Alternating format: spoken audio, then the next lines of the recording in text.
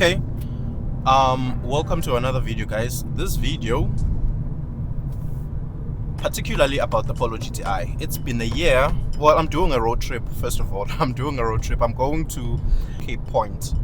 I've never been there before. We'll pass by Boulders beach. I've never seen penguins before in live person, so I just want to see if I can see them there. And after that, we'll carry on to Cape Point. I think there's a lighthouse there, but we'll see as we go on. Right now, I just exited Cape Town, so we're currently on our way.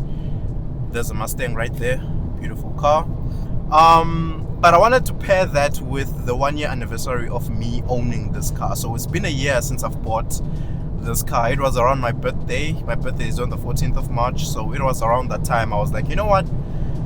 I've been working so hard. Let me just get something that will make me smile each and every day. And this was the result of it.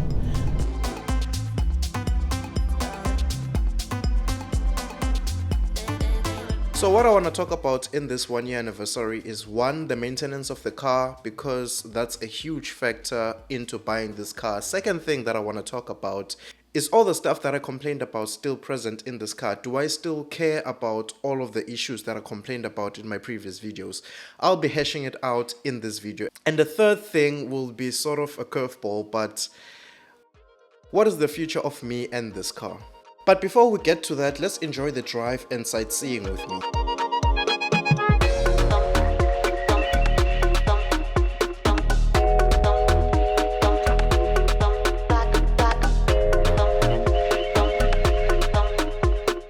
So at this point, I'd made it to Boulders Beach in Simonstown. The objective here is very clear.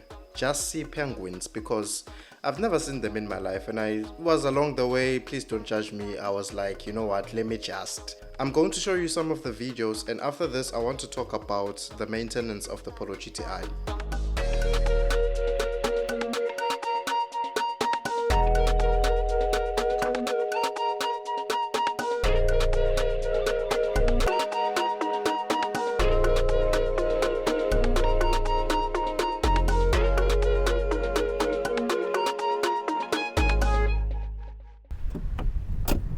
The maintenance.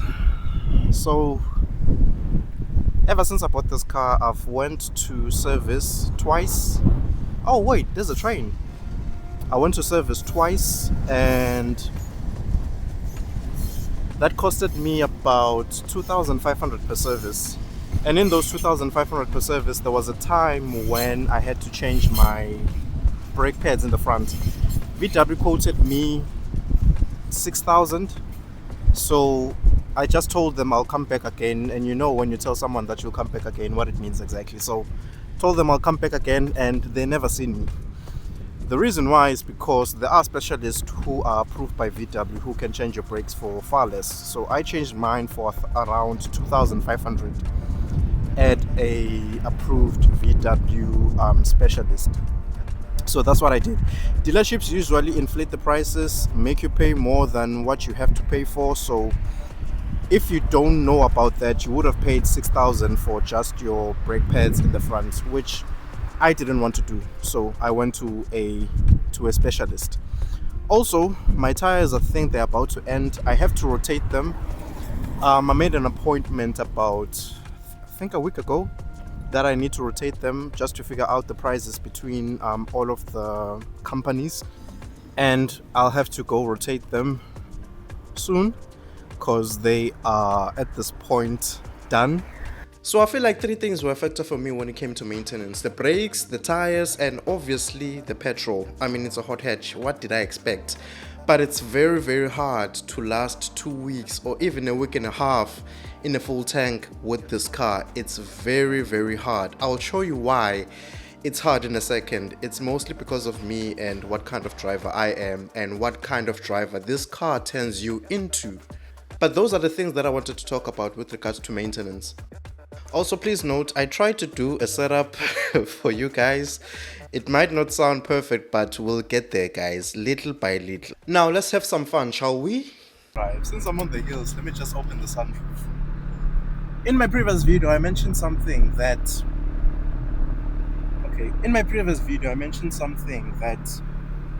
The Polo GTI is more of a weekend car and less of a daily drivable car. Yo, I don't look I don't look good when the sun is directly on my face. And I still stand by that. Still think that Polo is a weekend car and less of a daily drivable car. But there's something about this car that makes you discard everything that is wrong about it and just focus on the one thing that it's great at. And that's just to have fun.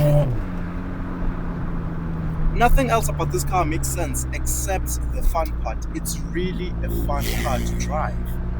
And few things I complained about, so let's go through it. One was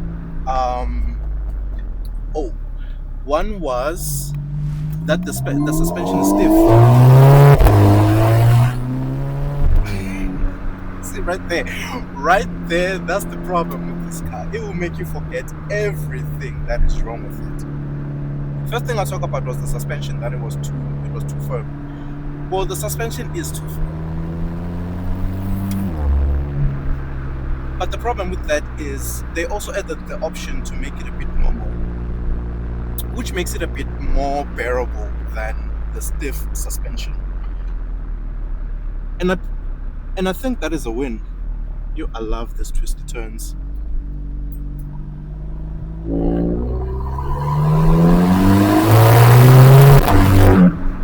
And I still think that it's a win, right? The second thing I complained about is practicality. Well, the car is still not practical. That's a newsflash. It's still not practical. But that's the thing. You forget everything that is wrong about the car and just focus on the nice things about it.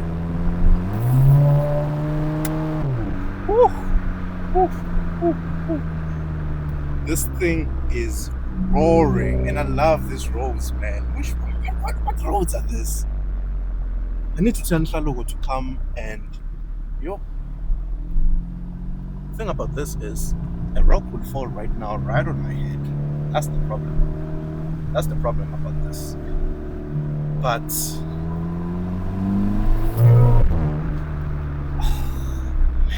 and after talking about all of the issues that I have with this car while having fun, it was time to continue driving to Cape Point.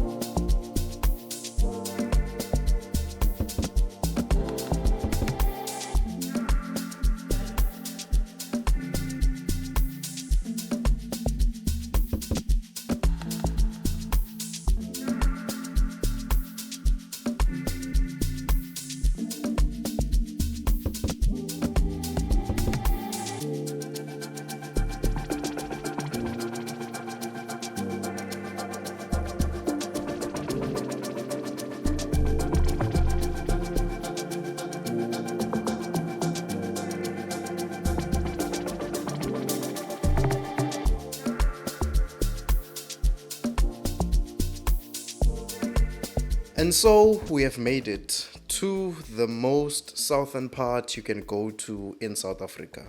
Basically the end of South Africa, which is Cape Point. Anything southwards of here, you're gonna meet Antarctica. There's nothing else.